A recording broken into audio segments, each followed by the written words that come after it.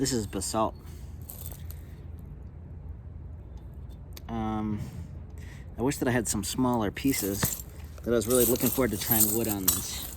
So let's do some edging and flaking. I'll probably use this boxwood billet, and I'll probably also use this billet and maybe even the bigger one.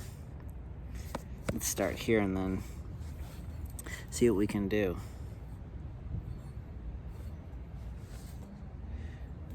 The wood flakes should have those lipped prying breaks that are different than antler and work on these coarser grained materials.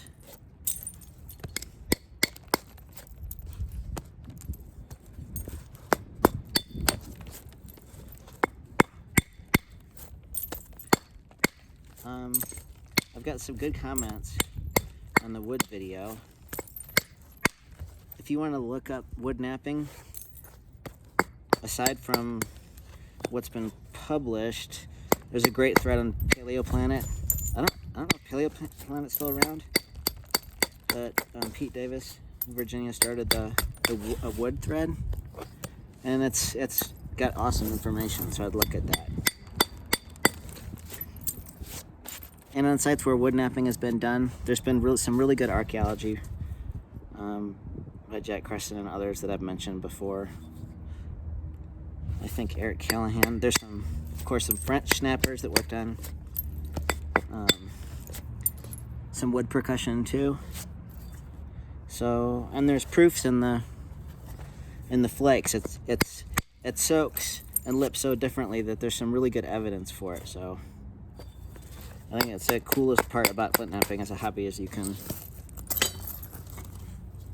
actually figure out how some of this stuff was done. And of course argue about it on the internet. Let's try this.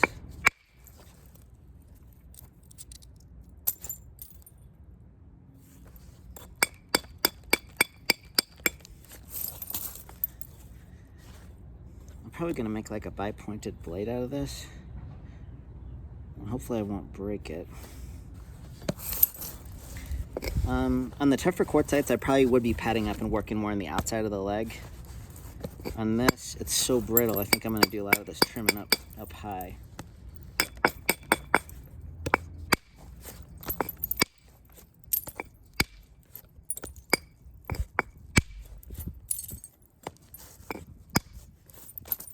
This is already so flat, so there's going to be a lot of width eating going on here.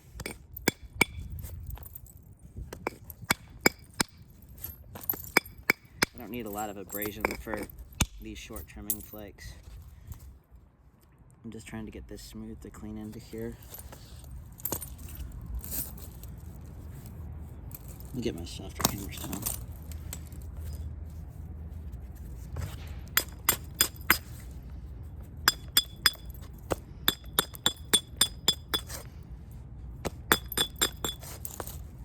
I noticed that Oscar did put up his he made his wood punching videos public, so you should check out Nappin' stuff. It's neat when people are familiar with the tools and can compare notes, because you end up, it's sort of nice too when you do things independently and then you check in, because you find that you do similar things because of the benefit or characteristics of the tool, and you find yourself working in the same ways, and it's neat to just compare. Sometimes you can get a little validation.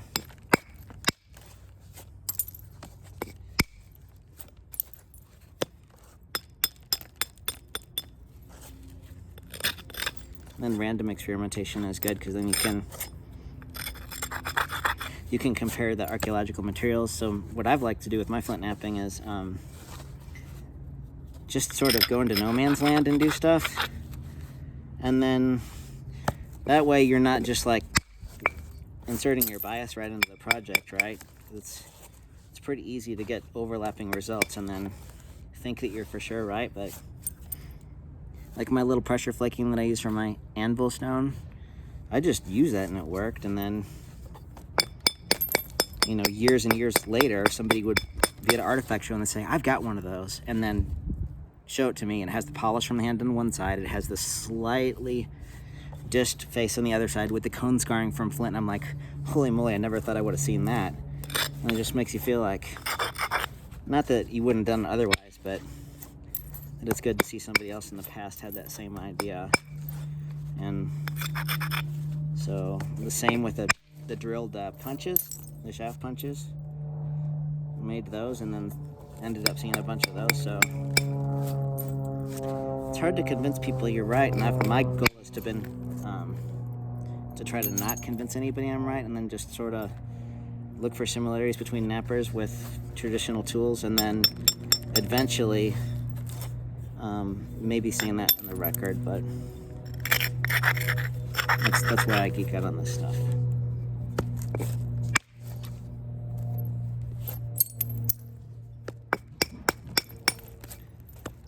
People should geek out on flint knapping however they want to. With hammerstones, with pliers, with whatever.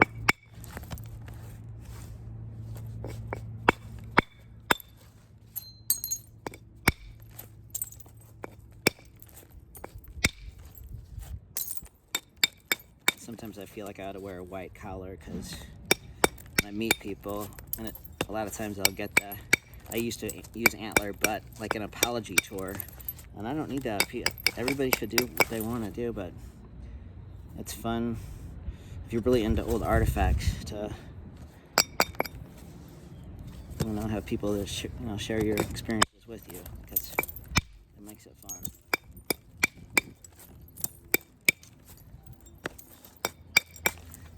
So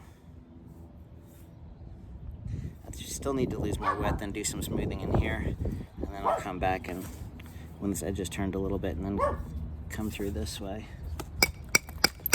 This would make an awesome giant hasket, wouldn't it? But it would be, it would take me a long way to get there, and it would be maybe not the best use of this big huge rock.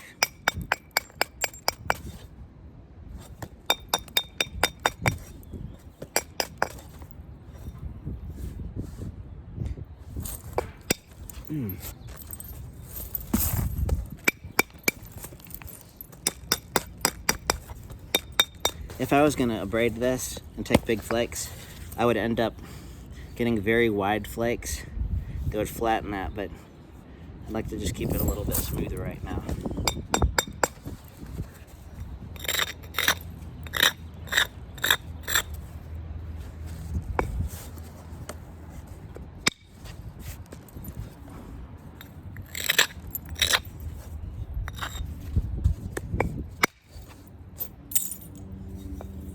That wood is so nice and smooth. It navigates those flat surfaces really well. This one's a small one.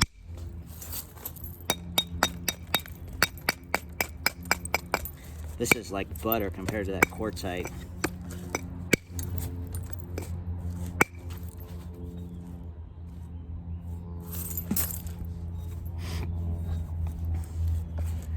Maybe I'll take just a small one down the tip there.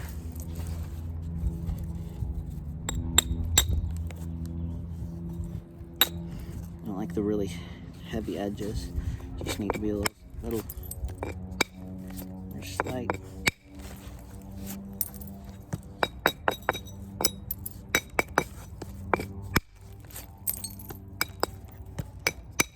I'd like to get a lot more basalt so I could do some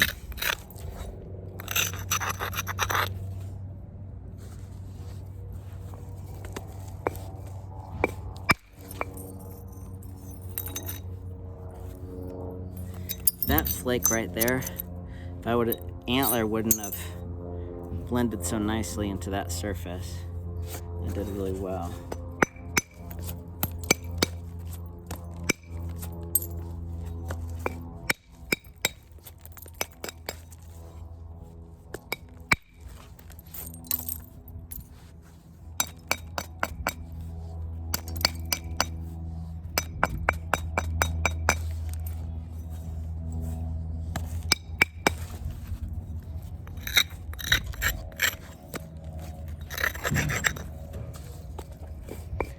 Could probably use a little bit more leather support on the surface, but this This is working pretty nicely even when it's not trapped.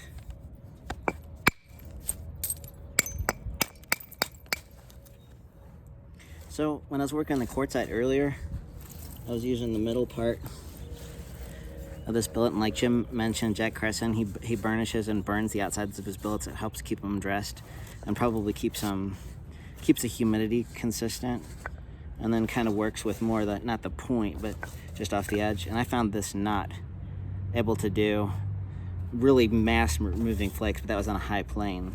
And as the biface gets refined, the edges just peel off.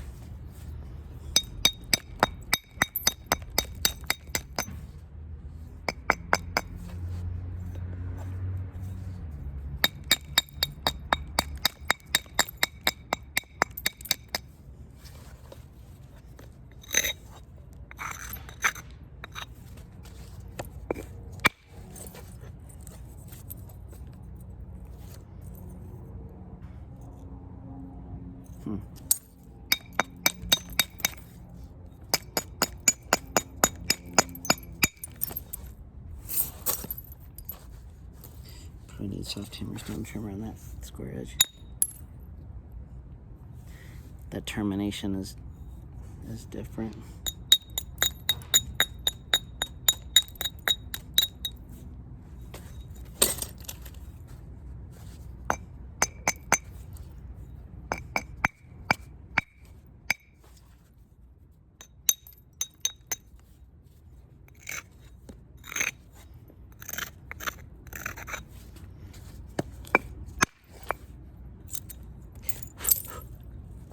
That platform was a little too pointy. Turn this down a little bit.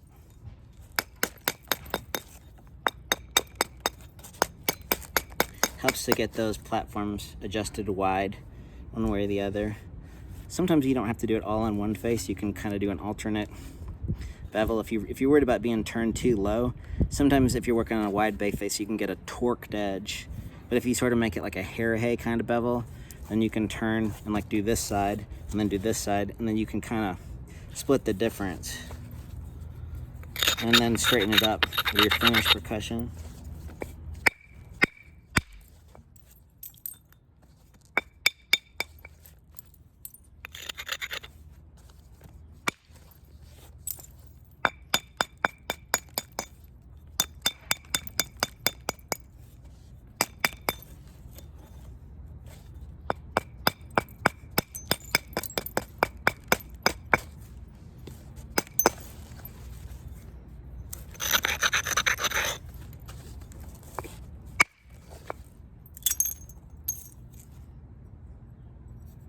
It's really cool.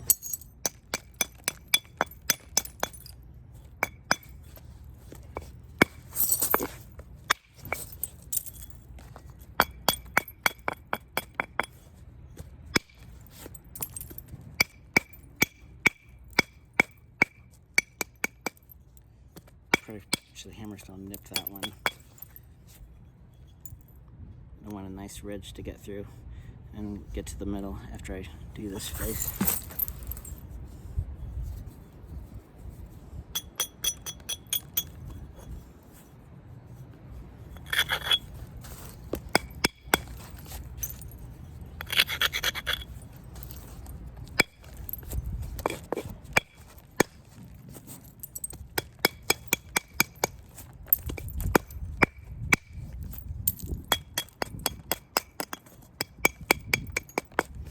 I'm a little bit more concerned about, although this integrity of the stuff is pretty good, but anytime there's a natural surface, sometimes you can get, if it tumbled, it can be a little cone in there, so I'm a little bit more careful trimming on this natural edge. Is this in? Hopefully it's in frame.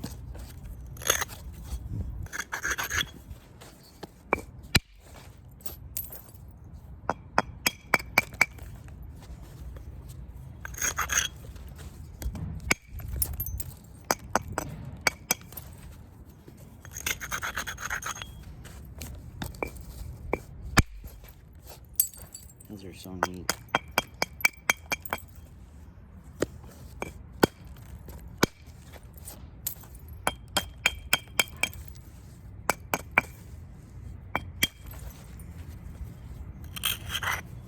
Let me try this. I know I didn't want to do this on that quartzite, but on this brittle material, I think if I do a little, it's so easy to flick. If I do some of that trimming with finger support, it might help me a little bit on these smoothers. Although that one lipped on that quartz right there. There's some little quartz in there, so be mindful of that.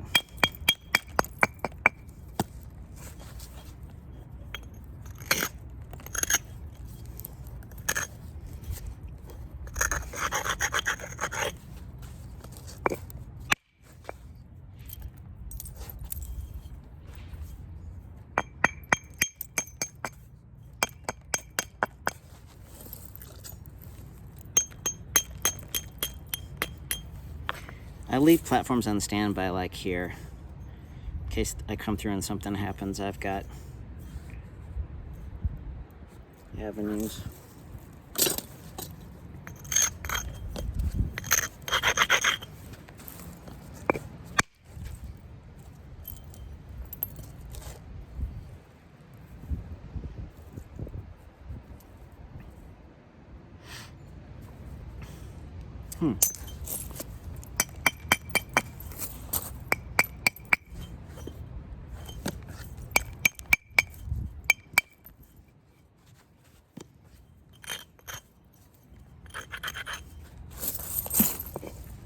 Should I put leather into there?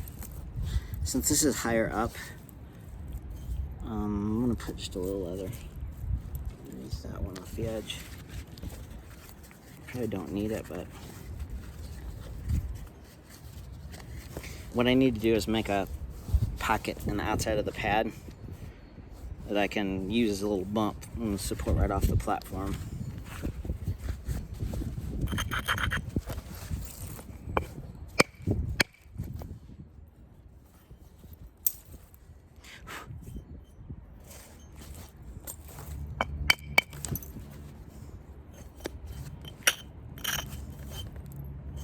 This stuff abrades so easy.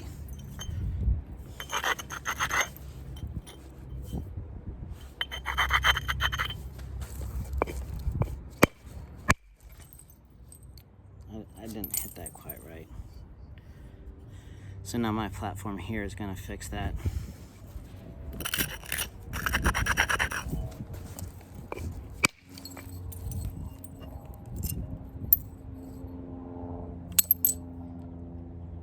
I wouldn't want to chip this biface very thin because of the holes in it. I think there's probably air when it cooled, and then there's some crystally.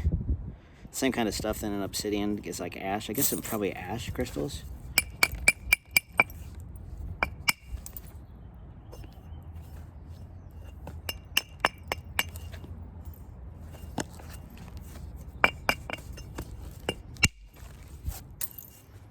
We'll do a little trimming and then smooth through this face, and I'll probably shut it down because maybe the smart thing to do is to get into my books and see what I can make. Maybe are Cougar Mountains made out of basalt? Maybe something that has a little bit more width on it. I want to consult my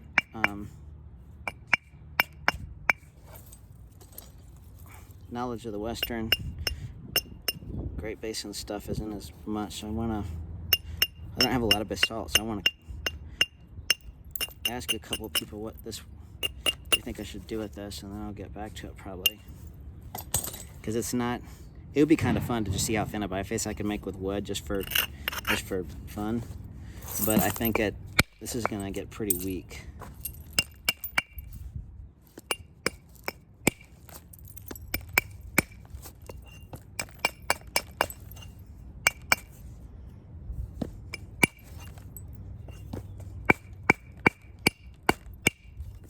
Any wood guys that want to offer advice or criticism or anything like that, I welcome as always.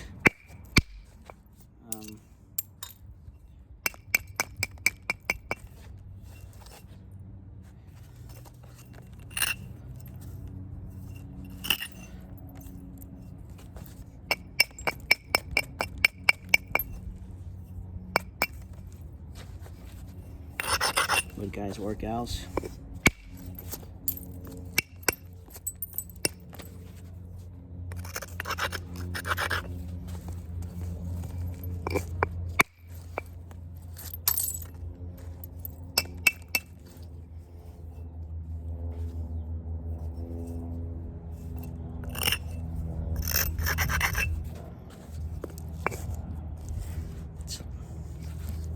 So I'm going to look at a platform. If I could hit it right here, it would be nice.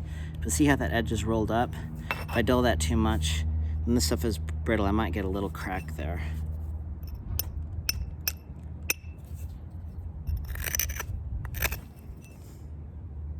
Still has that little... There.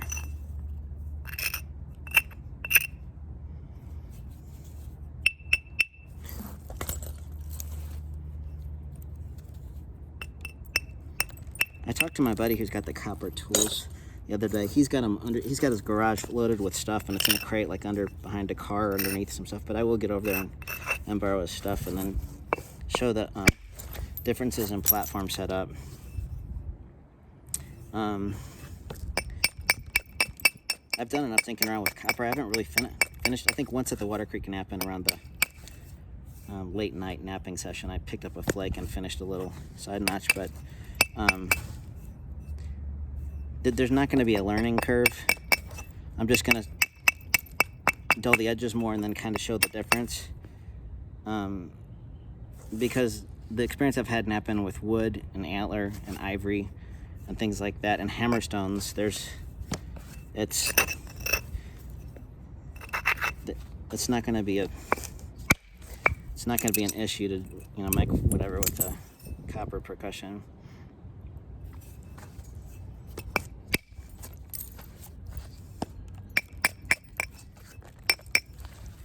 The range of flakes that you can take off with just dulling the edge and how well it does with thinning and removing flakes. It's really awesome tool for flint napping.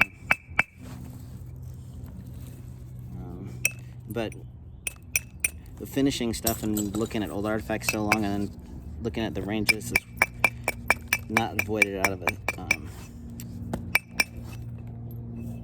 It's because I'm against it. I just want it just doesn't go along with what I want to do flint napping.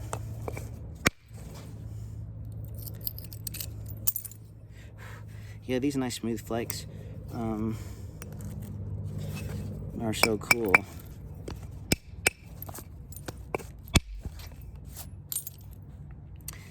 We'll clean this face off a little bit, and then we've got some good contours. And then I'll probably set it down.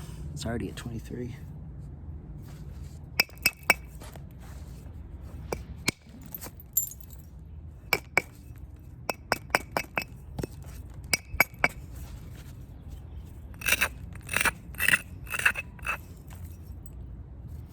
See that platform? That's too high and rounded. I need to take that down just a little.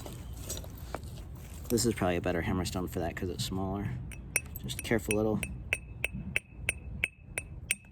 There.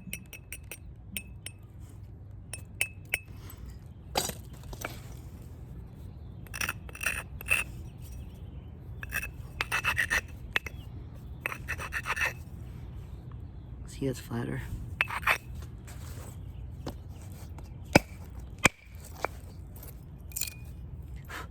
There, that was so flat right there. That antler, once again, the smoothness of these on the flat surfaces is an advantage to wood that's so... I like this early stage of getting back into it because eventually I'll get just immune to the cool effects of what it's doing. I work with antler so long and then go to this, it just like, it seems impossible. The results that you get. Oops.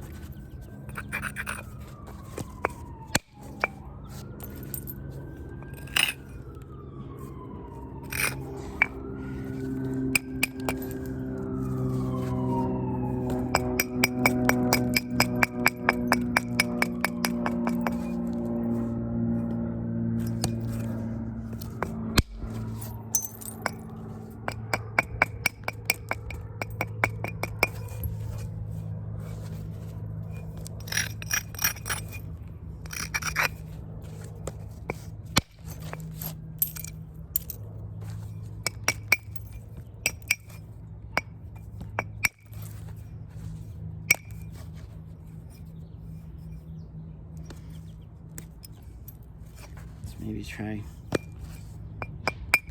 I'm doing too much back and forth trimming. I ought to be trimming.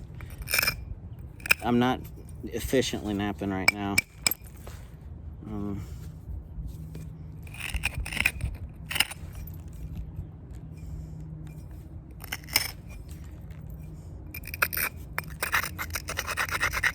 Let me try the one in the hand and see what it does.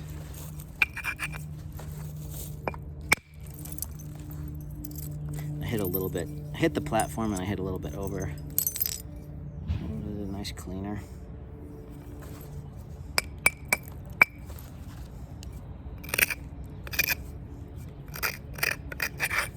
Let's try another one, like just a little. Yeah, I think it's probably not a good idea to keep doing that. I think I should work on the leg more.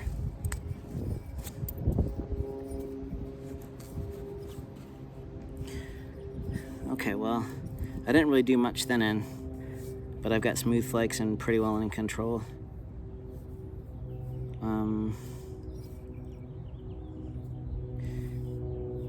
I'll do some careful trimming and set up some broader platforms, and then try to decide what I'm gonna make out of this.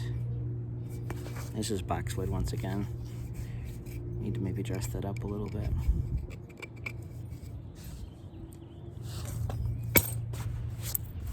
I did a little bit more woodwork, but it's basically the same stuff that I did on that quartzite piece. I put that on Instagram. I ended up finishing it with the buffalo punch. I tried using this. Bub gave me this, sparkleberries, what he called it. And on that quartzite, it compressed, and it did good for a little bit of trimming, and then it was just compressing and denting too much. So that's good to know. So I'll make a dogwood one and put it on the quartzite, and then a couple others, and then I think I'd probably work on basalt, but I'm not gonna. If I can get a harder wood, then I'll just switch over. Maybe try mesquite too. So it might end up being better on the basalt and obsidian than on the quartzites. I might have to stick with the buffalo on the quartzite, but we'll see what I can do. All right, thank you for watching.